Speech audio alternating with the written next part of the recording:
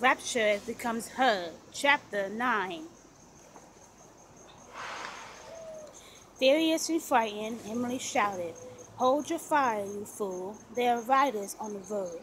Guessing the shot had been fired by a poacher, she didn't expect anyone to appear, and as the seconds passed, the only sound she heard was a ghostly whisper of the freshening wind in the bare branches of a nearby scraggly stand of trees.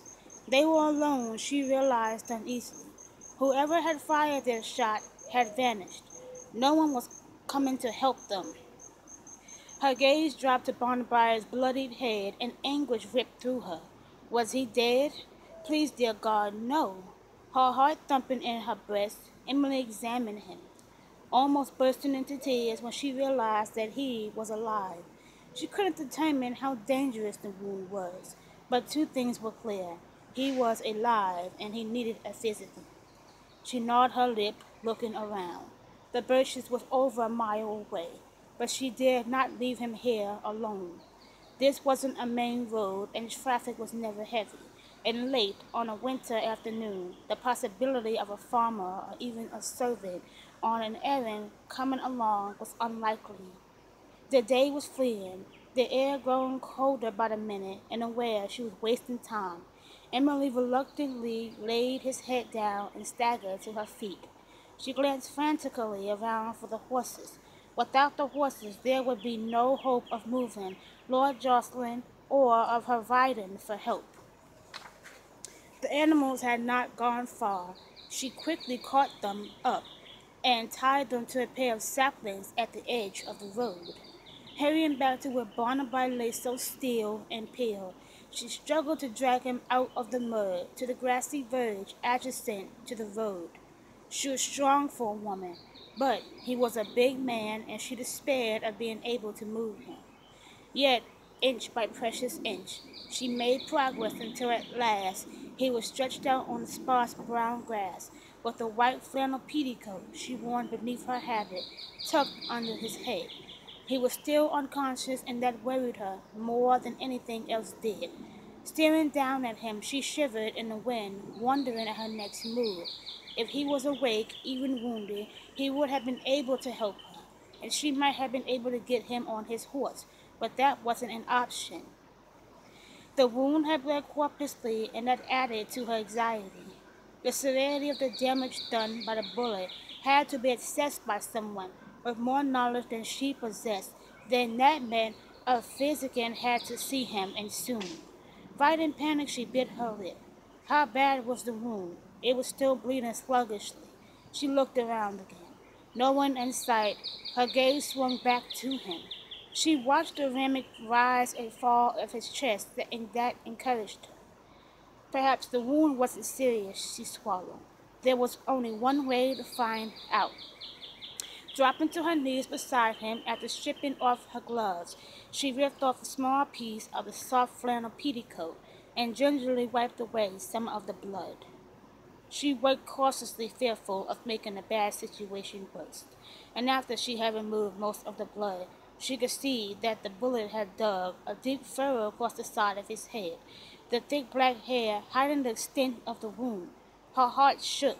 The wound was serious, but if the bullet had been an inch or two lower, with shaky fingers she could reach the lean cheek and the wide mouth. This man, this stranger, could so easily infuriate her, and just as easily make her laugh. And with a desperation that surprised her, she wanted him awake, teasing and mocking her.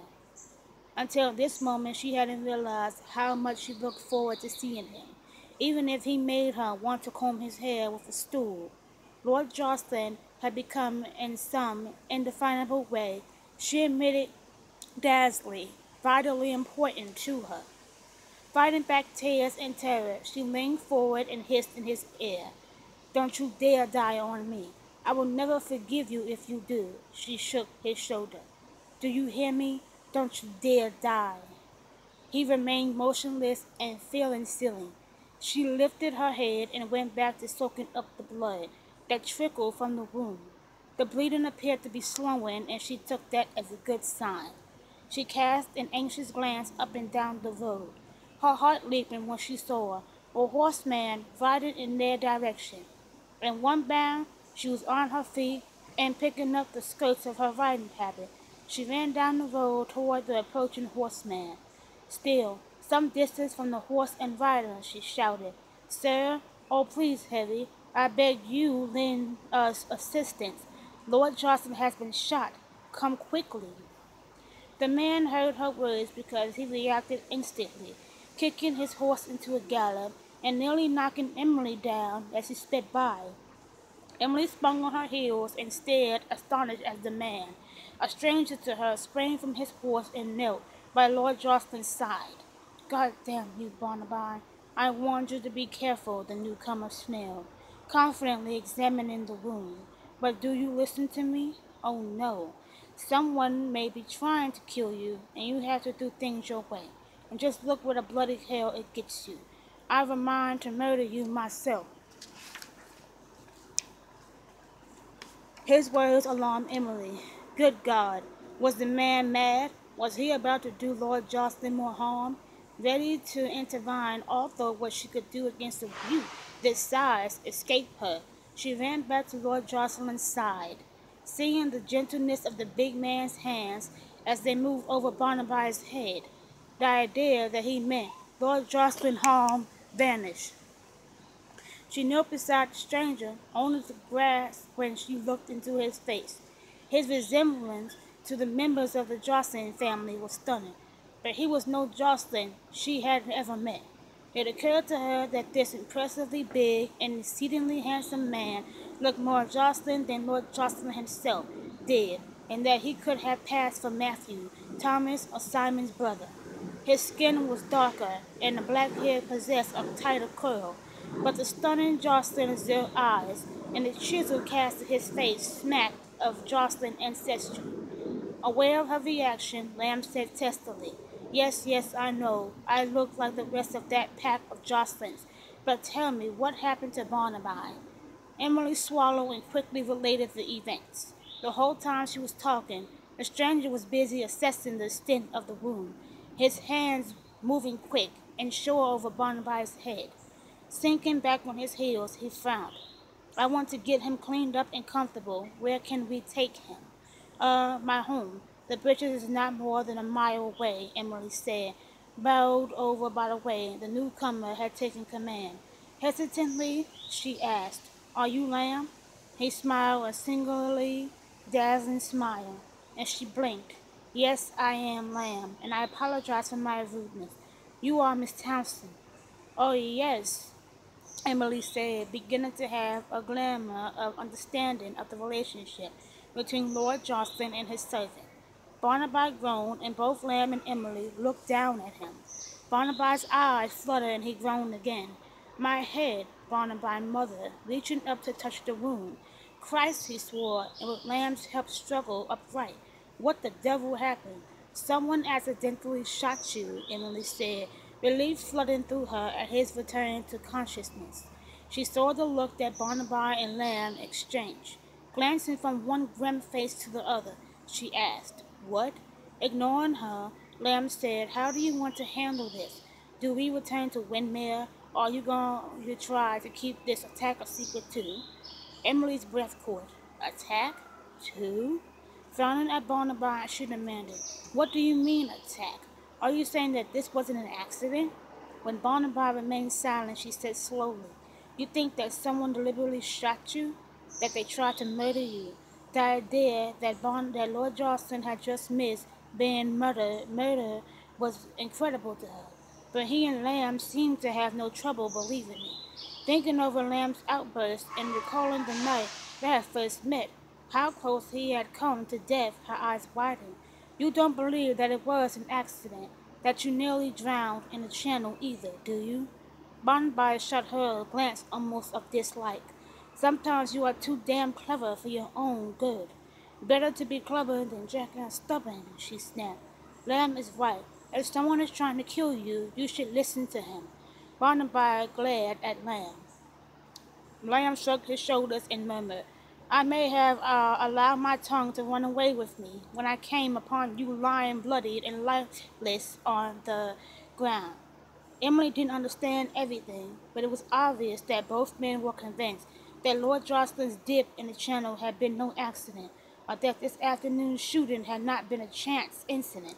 They believed that someone was trying to kill him. Her heart sank, knowing who would be their leading suspect.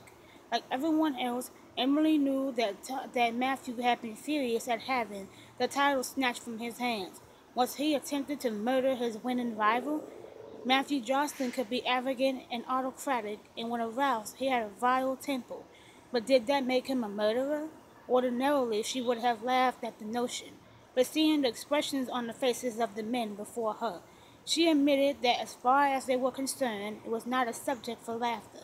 She shivered and looked around at the few winter-bed trees that dotted the undulating countryside, easily aware of the easy targets they made standing here at the side of the road.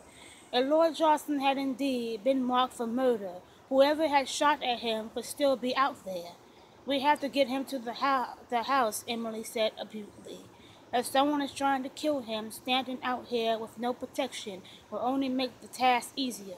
When neither man made a move, in a voice laced with sarcasm, she added, "It's a simple decision. Either remain here like gals before a scenting hound, or follow me home. Which is it?" Barnaby sighed. "She has a point." He glanced at Emily, and despite the seriousness of the situation and the throbbing pain in his head, he smiled. She looked, he decided whimsically, as she stood before him, with her eyes flashing and her challenging stance, very much like the Amazon Lamb had called her. His Amazon. Barnaby thought possessively, and he was very sure that she was wrecking Harvard with every plan he ever had for a long and exuberant bachelorhood. Dizziness washed over him. He fought it off, and when he felt more in command of himself, he said, "She's right. We cannot stand around here. My home is not far." "Do you think you can ride that far?" Emily asked. "Or shall I go and get a farm cart to carry you?" Thinking of the brutal jostling of a cart in his aching head, Barnaby replied, "Let's try the horse first." It was no easy task, even with Lamb's great strength and Barnaby's willingness to get himself on his horse, but they managed it. By the time they had him firmly in the saddle, Barnaby's face was even whiter, and his wound was bleeding more heavily. Dizzy and fighting off nausea, Barnaby swayed in the saddle. Through gritted teeth, he said to Emily, "This is your parade, so lead the way."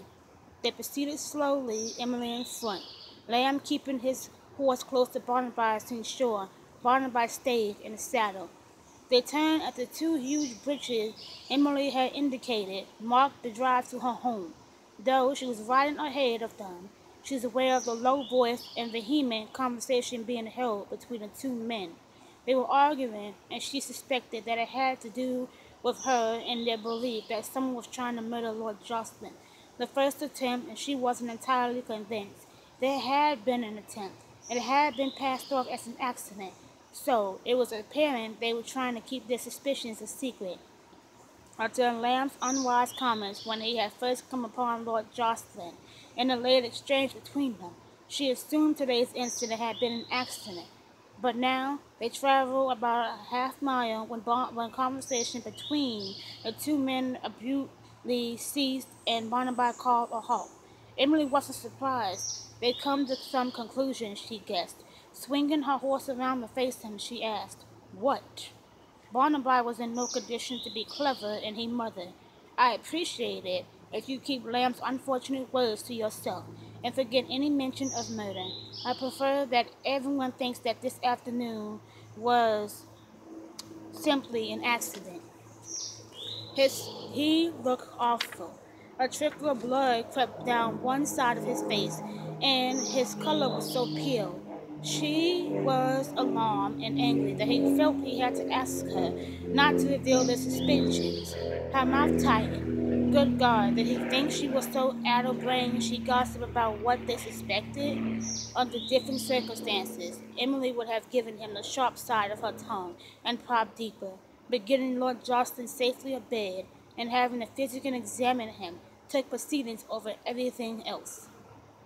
Nodding curtly, she said, "I know how to keep my mouth shut.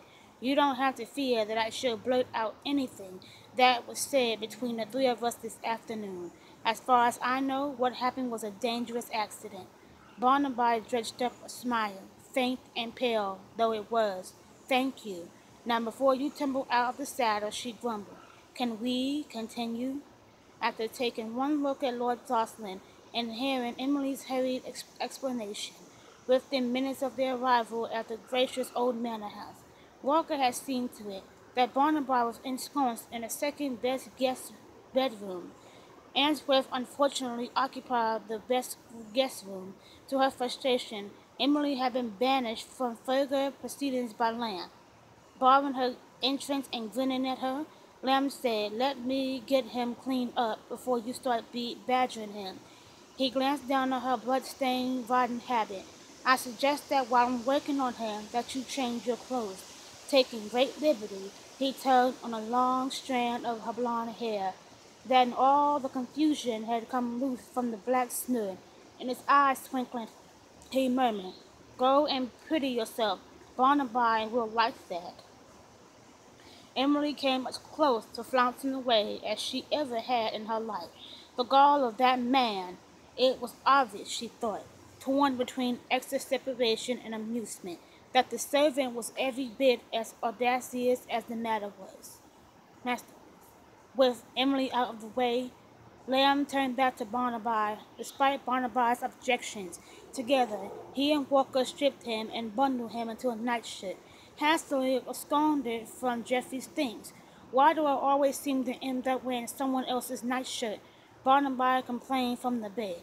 You have only yourself to blame," Lamb said brutally, the image of Barnaby lying motionless on the ground still fresh in his mind.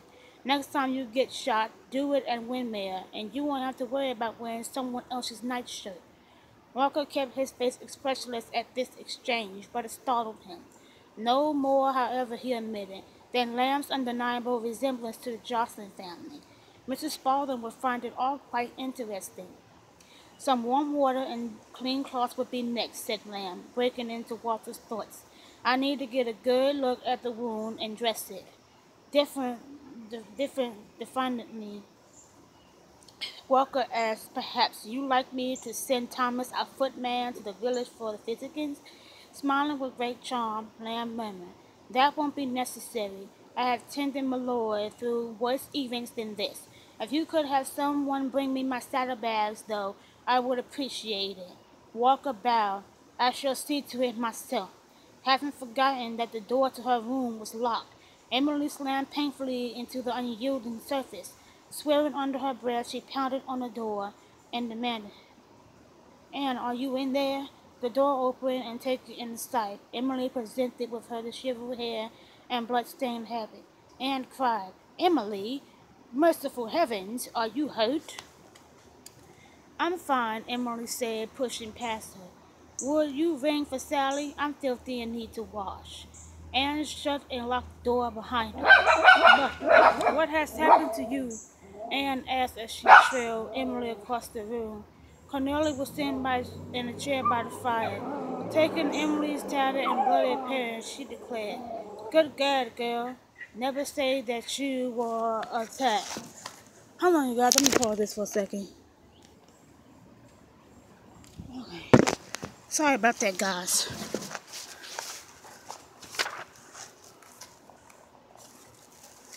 All right. Sitting on the edge of the bed, Emily dragged off her boots. "No, I wasn't attacked," she said. "Lord Jocelyn was. He is presently being tended by his manservant, Lamb, in our second-best bedroom." "Lord Jocelyn here, under our roof?" demanded Cornelia, a spark of interest in her eyes. Anne's hand went to her breast as she gasped. "But what happened?" Rattling through her wardrobe and chest for a change of clothing, Emily related the sequence of events, leaving out any reference to the possibility of someone attempting to murder Lord Jocelyn. "Not once, but twice." "Never say that a poacher shot at Lord Jocelyn," exclaimed Anne, her eyes huge in her little face.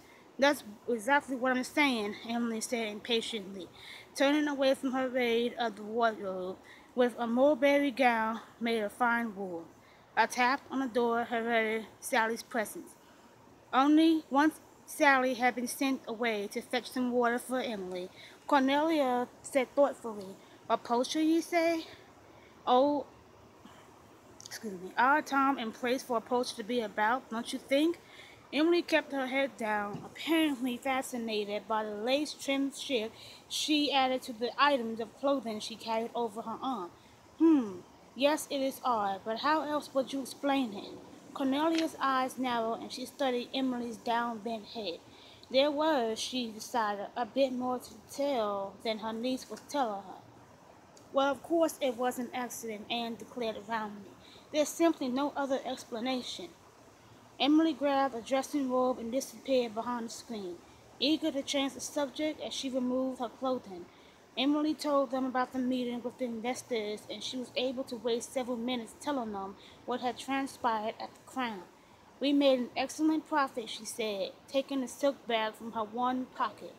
She handed it over to the top of the screen to Anne to place in the hiding place in the baseboard. "Oh, and here was the other one, nicely filled with money for our next run." Stripping out of the riding habit, her voice was muffled by the heavy fabric as she added, "I suspect Jeb will be leaving within days for Calais, and I don't think we'll be holding it long."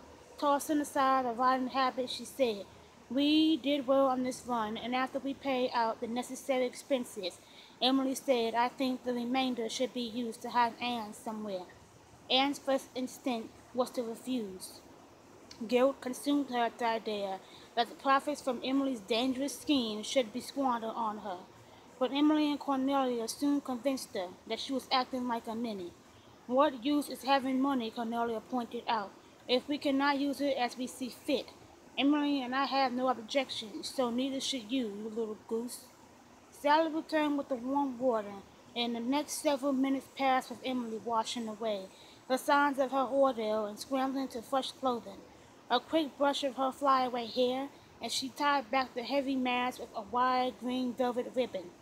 Stepping out from behind the screen, Emily walked over and sat down on one of the chairs near the fire.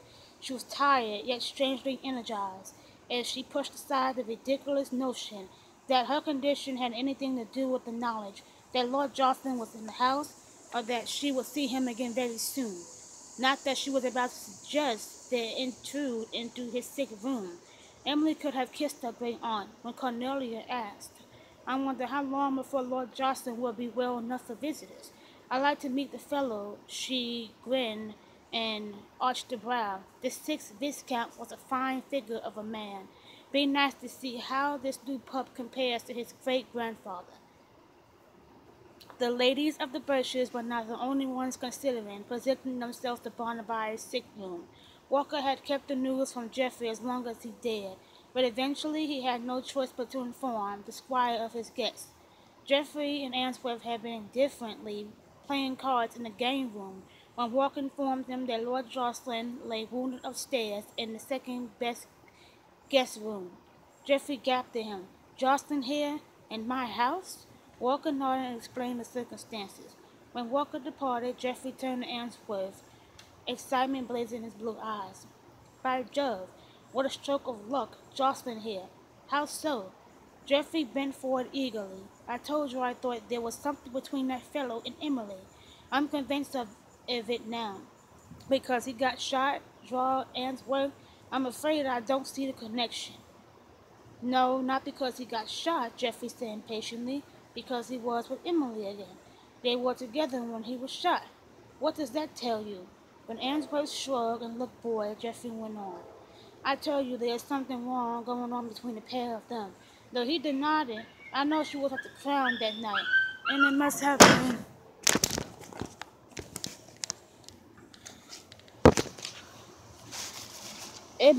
been to meet Jocelyn. You forget he just arrived in the area. They never met. But Wesley wasn't about to let a little thing like that puncture the never quite discarded glorious image in his head of marriage between Emily and Jocelyn. "That we know of," said Geoffrey with satisfaction, nodding wisely. "That we know of." Geoffrey rose to his feet. If you excuse me, I'm going to see for myself how Jocelyn is doing. Leaving Answorth sitting at the gaming table like a day-old crumpet, Geoffrey strode from the room. Having delivered the news that Lord Jocelyn was in the house, Walker hastened upstairs to warn Lamb. Knocking on the door and Lamb's entered, he slipped inside. Barnaby was sitting up in the bed, his eyes closed. A big bank of pillows at his back. A white cloth was draped rakishly across one part of his head. His lordship looked pale, but rallying. The tray of refreshments Walker had delivered, just after carrying away the bowl of bloody water and the bloody rags Lamb had used to clean the wound, sat on a round marble top table next to the bed. Lamb stood nearby, repacking the saddlebags Walker had brought him earlier. Approaching the bed, Walker murmured, "My Lord Squire has been told of your presence, and will naturally want to see for himself that you are well taken care of." Barnaby opened his eyes. "Thank you for holding him off as long as possible." Walker bowed, straightening the butler asked, "Shall I send a message to Windmere?" Barnaby started to nod, then winced as his newly stitched scarf, courtesy of Lamb, made itself felt. "Yes, I appreciate that." Walker would have left the room, but Lamb stopped him. "Wait," Lamb said. Glancing at Barnaby, he asked, "Shouldn't you send for your coach?" Barnaby looked pitiful. "Oh, I am too weak to travel," he said in a low voice, smiling bravely at Walker. He murmured, "Perhaps you could tell my people to send over the necessary things I shall need for the next few days." He slid his eyes to Lamb. "And for my manservant Lamb." Walker departed. Putting away the needle and the silk thread in his saddlebag, Lamb said, "I don't think it's a good idea to stay here. You can be better cared for at Windmere." I suppose, but I found the breeches charming." Dryly, Lamb observed, "She has a ring in your nose already." His hands behind his head, Barnaby grinned. "Ah, but it is a very handsome ring, don't you think?" Once he had sent Tom, the footman, off to Windmere, Walker scrambled up the stairs to Emily's room. Hearing his voice, Emily opened the door and whisked him inside, locking the door behind him. Walker quickly relayed the news that Lord Jocelyn would be staying at Bridges for a few days. An hour of fright went through Emily at the news. Was the wound worse than she had thought? "How bad is he?" she asked, her eyes worried. Walker coughed delicately. "Not as bad as one would think." His gaze slid to Cornelia, who was watching him with avid interest. "I think there was some reason he wishes to remain here." Cornelia smothered a cackle of glee. She smelled of romance. Rubbing her hands together, she remarked, "Excellent. Run along now, but when you see his lordship next, would you inform him that we would very much like to visit when he was feeling better, tomorrow morning perhaps?" Walker bowed. "I shall do so, madam." The ladies may have given Barnaby a respite, but Geoffrey wasn't to be denied the pleasure of seeing his guests. Ushered into the room by a stoic-faced Lamb, Geoffrey rushed forward, saying, "My lord, Walker has just informed me of your presence. Have your needs been met? If there's anything I can do to make your stay at the Bridges more pleasant, just say the word and it shall be done." "Your staff has been most kind," Barnaby said. "In particular, Walker has been exceedingly helpful." "Yes, yes," Geoffrey said, dismissing Walker's efforts. Approaching the bed, he said, "I must tell you that I am very happy to have this opportunity to correct the mistaken impression you may have of me based on our first unfortunate meeting." "I had already forgotten about it," Barnaby replied politely, wishing Geoffrey the purgatory. Geoffrey beamed. "I cannot tell you how relieved I am," he chuckled. "You must have thought me a madman bursting into your room that way and making those wild accusations." "The idea crossed my mind." Geoffrey's smile slipped a little. "Well, it is good that I can now put to rest any reservations you may have harbored about the Townsend family." Wanting the fellow gone before he said something he would regret, Barnaby sat heavily and closed his eyes. Weakly he said, "Lamb, my quarter, I feel faint." Lamb bustled forward. Smiling with a great many teeth down at Geoffrey, he said, "I must ask you to leave now. His lordship suffered a grievous wound only hours ago, and is not yet ready to receive visitors." "Oh, yes, of course," Geoffrey muttered, taken aback by Lamb's intimidating size. and an unmistakable resemblance to the Johnson family. Didn't mean to intrude. He glanced back at Barnabas, slumped against the pillows. If there's anything you need, my lord, just say the word. My quarter, Barnabas groaned. I must have my quarter. Lamb's hand at his elbow propelled Geoffrey across the room and out the door, quick as a cat pouncing on a mouse. Hearing the door shut, Barnabas opened one eye, seeing only Lamb. The other eye opened and he sat up. You know, Barnabas said, that fellow wears me out. Just remember he's her cousin, and if you continue down the path you are trending, your hair could be just like him, said Lamb, grinning. Good. Barnabas and Lamb's things were delivered from Windmere that evening by an alarmed Matthew. He was accompanied by Thomas and Simon, and Barnabas spent a long evening convincing his cousins that he was in no danger of dying. It was difficult to tell, but he sensed that all three men were genuinely concerned about him, and appealed at his brush with death. They may be, Lamb said, when he was finally able to banish them from Barnabas' room. But that doesn't mean that one of them isn't behind what happened. Lamb's words echoed Barnabas' own thoughts. But which one, he wondered, after enduring a dose of Landrum forced down his throat by Lamb. Barnabas fell asleep. He woke Wednesday morning to a gray, showery day, bringing in a tray of coffee and an array of tidbits prepared by Mrs. Spaulding to tempt an invalid's appetite. Lamb examined him critically. Your color is better, he said as he placed the tray on a table next to the bed. A sly smile curved Lamb's mouth, and the ladies have requested permission to visit the sick room at 11 o'clock, if that meets with my lord's approval. Barnabas brightened and sat up in bed. Now that's the best thing I've heard since I've arrived here.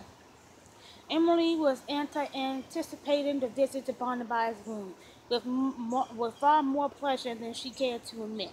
Worse, she found herself paying far more attention to her gown and hair. What does it matter how I look? She wondered irritably. He already seen me looking like a hag.